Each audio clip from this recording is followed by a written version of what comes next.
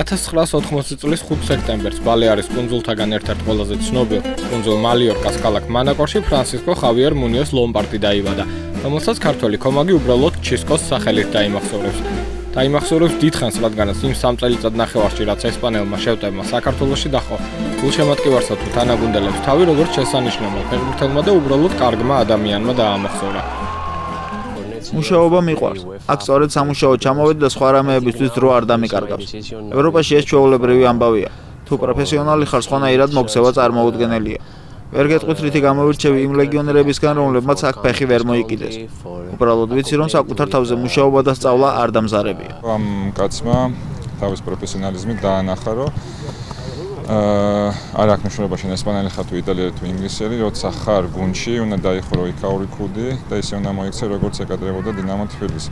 ამ კაცმა შეძლოეს დაანახა სიყვარული ქართული გულშემატკივარს და ქართულ ფეხბურთელებს და დღესდღეობით დაიმსახურა ისიც, რომ აიღო რა ეს ჩვენთაგანი ფეხბურთელი ძალიან განვიცდით, რომ 11 დეკემბერს იქნება მისთვის უკვე დინამოს ფორმით ბოლო თამაშს ჩაატარებს. ძალიან ბედნიერი ადამიანი ვარ, რომ ჩისკოსნაირ ფეხბურთელთან მომიწია მუშაობა. მართალია ეს ყველაფერი ხანგრძლივი არ გამოდგა, მაგრამ 4-5 თვე საკმარისი გამოდგა იმისთვის, რომ მიხვდარიყავი თუ როგორი დონის პროფესიონალი ფეხბურთელია, პიროვნულად მისაბაძი კაცია, მისამაცი ფეხბურთელია და ბედნიერი ვარ, რომ მასთან ერთად მომიწია მოედანზე თამაში.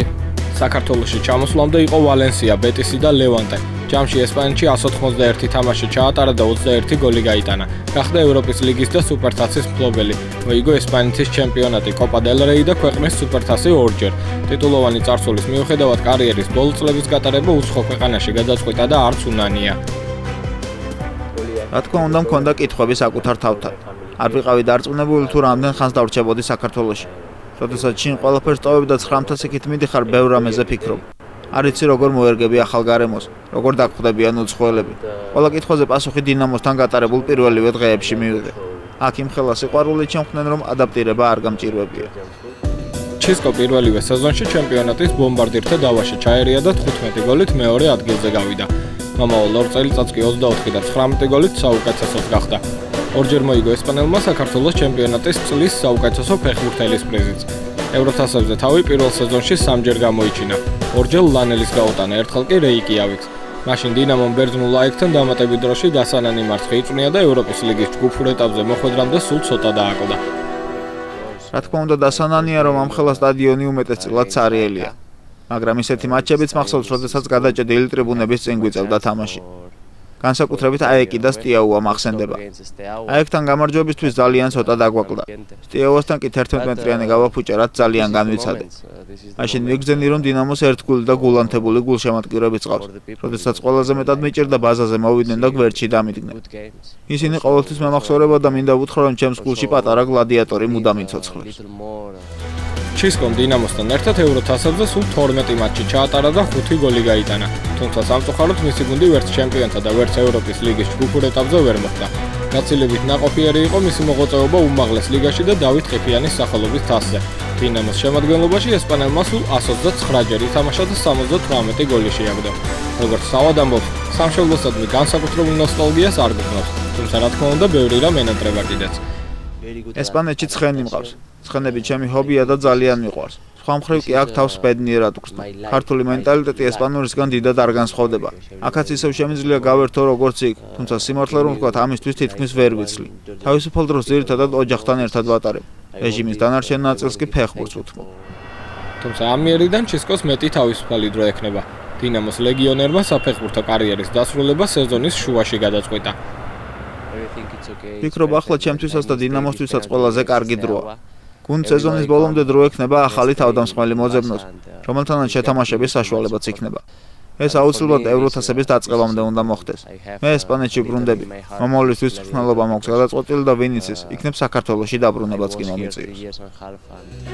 ერთადერთი ტიტული, რომელიც ჩისკოს ბოლო დრომდე არ ჰქონდა მოგებული, საქართველოს სუპერთასი იყო. 2013 წლის 22 დეკემბერს მისი გუნდი ჩიხურასთან 0-1 დამარცხდა. წელს კი მას და დინამოს რევანშის აღების შანსი მიეცათ. 11 დეკემბერს დინამო არენაზე ჩისკო ბოლოჯერ გაუწყო გუნდს და მოვლენებით ჟანრის საუკეთესო ტრადიციებში განვითარდა.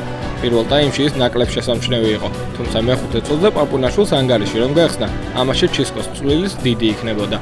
პირველ 45 წუთში ბევრი არაფერი გამოსვლია. კარში მისი დარტყმულით სუსტი გამოდგა. გოლის გატანასთან ყველაზე ახლოს კი 34 წუთზე იყო. კაკაბაძის ჩაწოდების შემდეგ მისი თავური კარს ასწდა. დინამო უპირატესობას მეორე ტაიმის ბოლომდე ფლობდა, თუმცა ყველაზე რეალური მომენტები ჩიხურას შეექმნა. 57 წუთზე ღონღაძემ 11 მეტრიანი ვერ გამოიყენა, 93-ზე კი მუმლაძემ ხარიხას გაარტყა.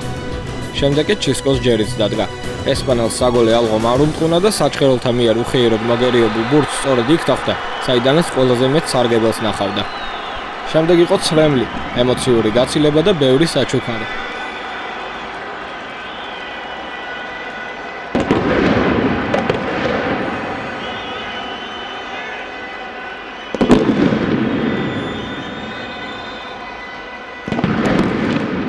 დინამოს პრეზიდენტ რომან ფიფიასაგან ჩისკოს 28 ნომრიანი მაისური ერგო.